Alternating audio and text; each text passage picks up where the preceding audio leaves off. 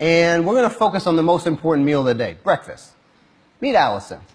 She's 12 years old. She's smart as a whip, and she wants to be a physicist when she grows up. If Allison goes to a school that serves a nutritious breakfast to all of their kids, here's what's going to follow.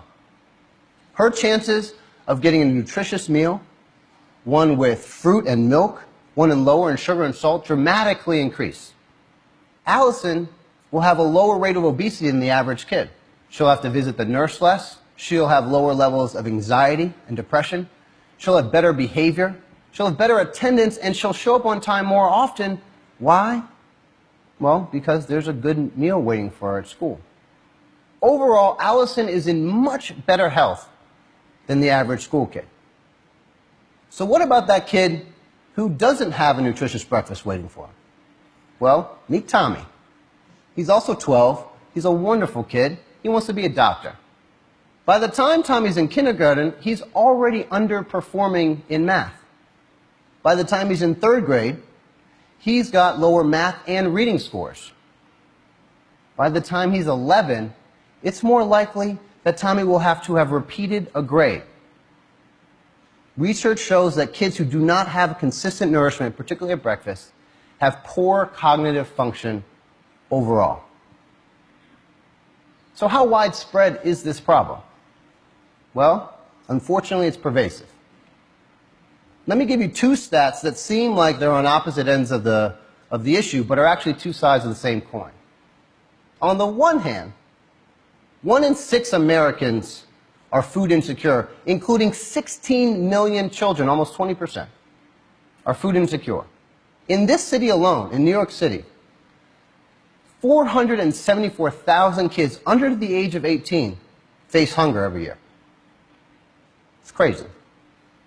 On the other hand, diet and nutrition is the #1 cause of preventable death and disease in this country by far.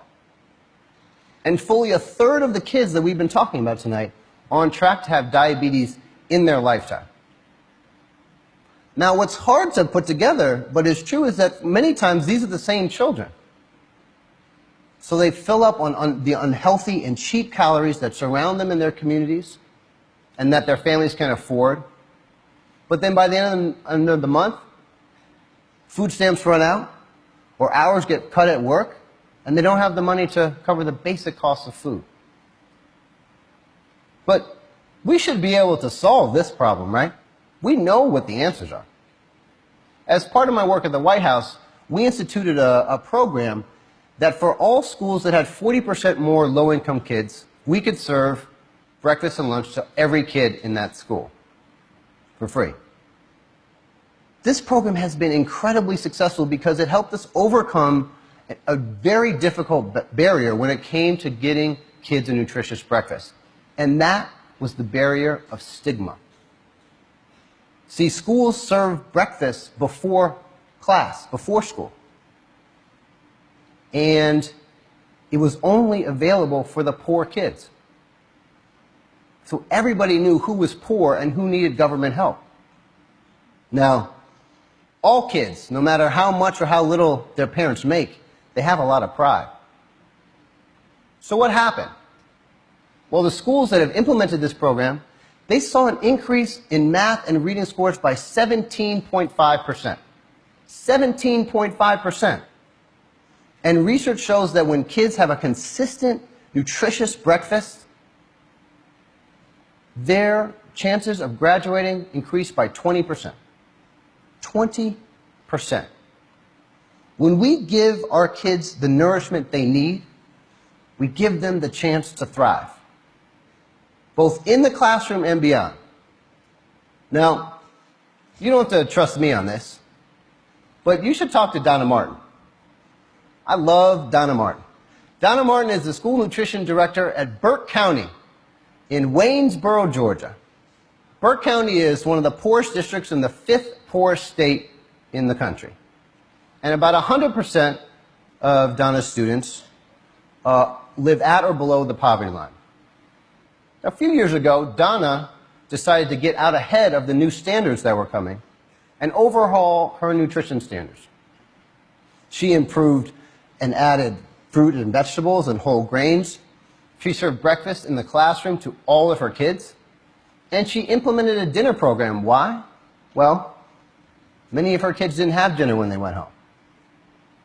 So how did they respond? Well, the kids, they loved the food. They loved the better nutrition, and they loved not being hungry. But Donna's biggest supporter came from an unexpected place. His name was Eric Parker, and he was the head football coach for the Burke County Bears. Now, Coach Parker had coached mediocre teams for years. The Bears often ended in the middle of the pack. Big disappointment in one of the most passionate football states in the Union. But the year Donna changed the menus, the Bears not only won their division, they went on to win the state championship, beating the Peach County Trojans 28-14. And Coach Parker, he credited that championship to Donna Martin.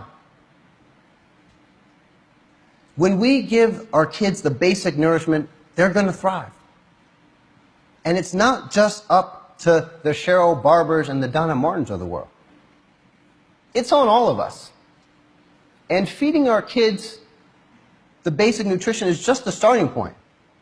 What I've laid out is really a model for so many of the most pressing issues that we face. If we focus on the simple goal of properly nourishing ourselves, we could see a world that is more stable and secure. We could dramatically improve our economic productivity. We could transform our healthcare. And we could go a long way in ensuring that the earth can provide for generations to come. Food is that place where our collective efforts can have the greatest impact. So we have to ask ourselves, what is the right question?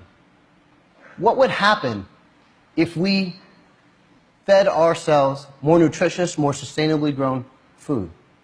What would be the impact? Cheryl Barber, Donna Martin, Coach Parker, and the Burke County Bears, I think they know the answer.